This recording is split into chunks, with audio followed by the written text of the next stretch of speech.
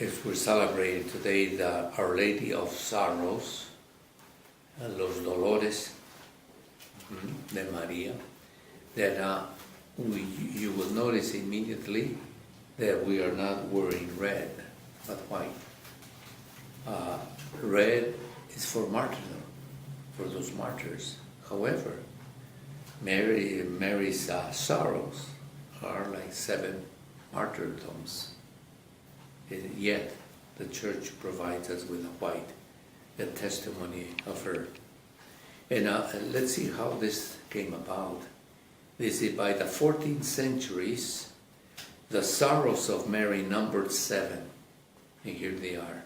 The presentation of Jesus in the temple, the flight into Egypt, Jesus being lost in Jerusalem, the meeting of Mary and Jesus on the way to Calvary, the crucifixion, and the taking down of Jesus' body from the cross and his burial. So those are big moments in her life. And then we remember all those 7 sorrows. And we also have around that time the Servites, who were founded by the 7 founders of the Servites, and also thereafter the sorrows of Mary. So that's what they're called, Servites. And they have a big basilica in Chicago, and it's called Our Lady of Sorrows Basilica. Big, huge, beautiful. And there the Servites take care of it. But that reminds is very clear to many of our Catholic then, the sorrows of Mary, and they're familiar with it. And during World War II, it was the most popular novena to Our Lady of Sorrows. Every week, I forget which day, but it was Friday. I mean, there were special buses and trains that would go pass by the Basilica, and thousands of people would be coming for the devotion to Our Lady of Sorrows.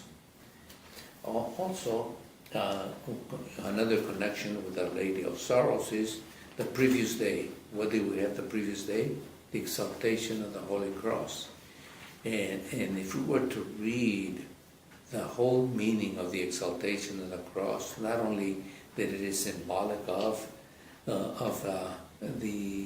Moses putting up a serpent and bringing healing to the people, so that it becomes then the symbol of Christ being raised up, so that all peoples will see and receive salvation.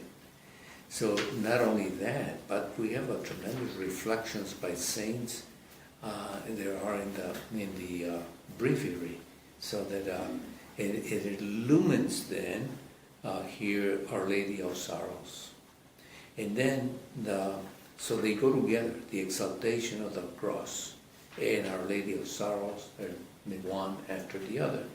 And on this very same evening, in 1810, you have Father Miguel Hidalgo calling for the Mexican independence in Our Lady of Sorrows Church, Nuestra Señora de los Dolores. So the name of the town is Dolores Hidalgo. They added Father Hidalgo's last name to the town, but it's Dolores Hidalgo. And so they were having their big feast day for the entire year. And so on this very same day, in the evening, is when the independence is declared, and 22 other nations hear it, and they follow in the same efforts of independence from Spain. So then the path is a path of sorrows for the independence, and Mary continues to follow them in their journey, in their independence effort, by having the Father Miguel Hidalgo on the following morning, early in the morning, as they get from Dolores to Atotonilco, a small little town. There they pick up, or he picks up, the banner of Our Lady of Guadalupe and says, "This is your flag." In Our Lady of Sorrows is the one who is guiding us in this independent movement. So all 3 days, and then the next day, that's on the 16th. So all these 3 days of the exaltation of the cross, Our Lady of Sorrows, and Mexican independence, they're all intertwined, and it gives meaning to the independence. Because at that very moment when Señor Cruz Hidalgo raises the image of Our Lady of Guadalupe before the troops, he's telling them, our rebellion is not against our Catholic faith. We have to maintain it integral. Our rebellion is against bad government. He even said, Viva el Rey de España. He didn't say, down with the king. No, he said, Viva el Rey Carlos. And so, but he did not say down with. So Mary then becomes the symbol or the very first flag of independence. So Mary, Our Lady of Sorrows, is so intertwined. And then later on, Don Porfirio Diaz declares September 16 is the day of independence. So all these 3 days are connected.